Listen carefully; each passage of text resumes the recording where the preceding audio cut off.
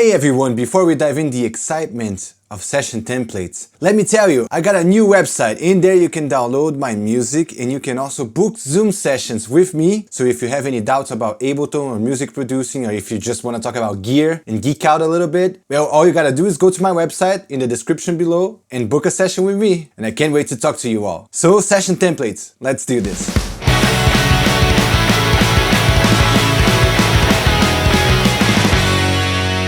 So Ableton Live 11 is now out and it comes with a bunch of new features and I'm gonna cover most of them on this channel. But let's start with a really exciting one. Templates. Templates. Nothing screams rock and roll like a good old organized and time-efficient template. Yeah. All the hardcore kids are using templates nowadays, you know, to keep clean and timely and all the hardcore things, you know. But in all seriousness, I know templates are not the most sensual of topics, but they are really useful and I'm gonna show you how I make my templates and how I use them in Ableton Live 11. Because you know, I'm a bit of a promiscuous guy and you might know me as the Ableton Live punk guy on YouTube, but I actually work on a lot of different styles of music. So for me, it's quite useful to have different templates to start my songs. Sometimes I record full bands. Sometimes I'm alone in my room. Sometimes I'm trying to write K-pop tunes. So it's nice to have different templates so I don't have to spend loads of time in the beginning of my session organizing the session. So today I'm gonna show you 3 main templates that I use when I'm home or in the studio. Okay, so let's open Ableton Live 11. Look at that. It's out. So as you can see here in Ableton Live 11, there's this new little section here in the bottom called templates, and if I click them, you can see the Julian templates right here. See, 3 of them. Hey, Julian in the dark here, and I forgot to say you can download my templates. The link is in the description below. You can do whatever you want with them, use them for yourself. All you have to do is put them in your Ableton folder inside user library templates. Back to the video. The first one that I'm gonna show you is the power trio template. Cause let's say I'm in the studio with my band, and my band usually is a power trio, cause you know, who needs 2 guitars?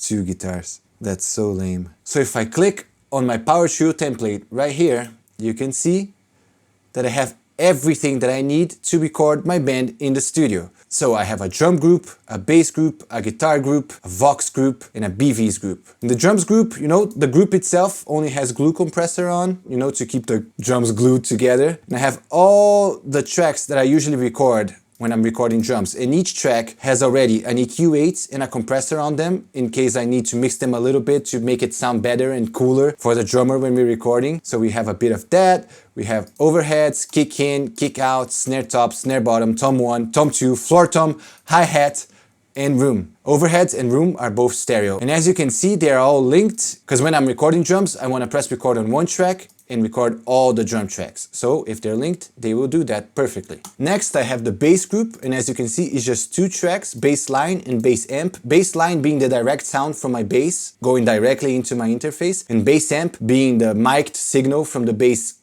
amp. Later on the mix, I can mix them both to taste, or I can use maybe just the bass amp or maybe just the bass line, put some distortion on the bass line. It gives me more options if I have these 2 signals for my bass. And as you can see, I always have these 2 little plugins down here in case I need them when I'm recording, just to make the session sound more exciting for the band in the studio. Next one, guitar group, right? If you know me and if you know this channel, you know that I always record my rhythm guitars twice, one on the left and one on the right. And in my template, they are already panned to the left and right, and I have a guitar lead right in the middle. Again, same plugins on all the tracks just in case I need them, nothing too special here. In the Vox group, I have my main Vox and my double. Always record doubles because it makes your vocal sound thicker and stronger. And as you can see, same plugins on both of them, they're all here. I also have a BV group, and usually I record at least 3 harmonies, so I put one to the left, one to the right, and one in the middle. This can grow during the session, you know, I can just add more stuff in there, but I always start like this, so this is how I leave my template. And that's it. And everything in the session gets saved in your template, so I also have send returns here. I have a Vox reverb for when I'm recording vocals and I want, you know, that lush reverb sound. Because you know, you need to enhance your performance in the studio as much as you can so you feel like you're a better singer than you are. And reverb does that, you know, it gives you that singing in the shower feel. And I love recording with loads of reverb on my voice. And later when I mix, I just remove the reverb and mix it right.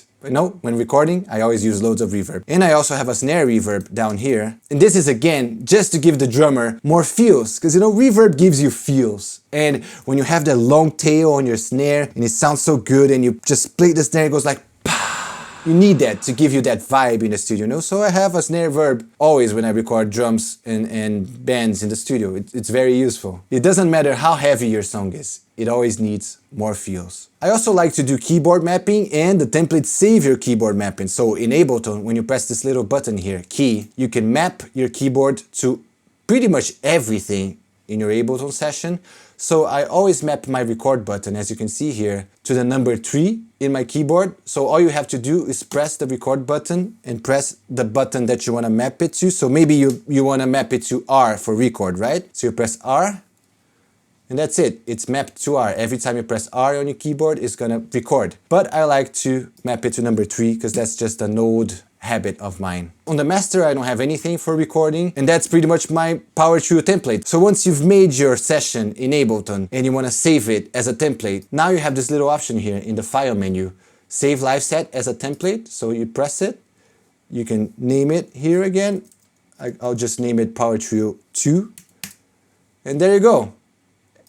You can press it and you will open your template every time. And every time I go to the studio, I have this template ready. I just open it and it's ready to be recorded. I don't have to spend loads of time creating tracks, worrying about things, because usually this is how I always record my band. And then things can develop farther along the road in the production process, but that's always a good start. As you can see, I have a couple of other templates here just to show you guys. So let me open the Home Alone template. And that's the set template for me when I'm home alone with no band. And I'm not gonna lie, that is the most used template.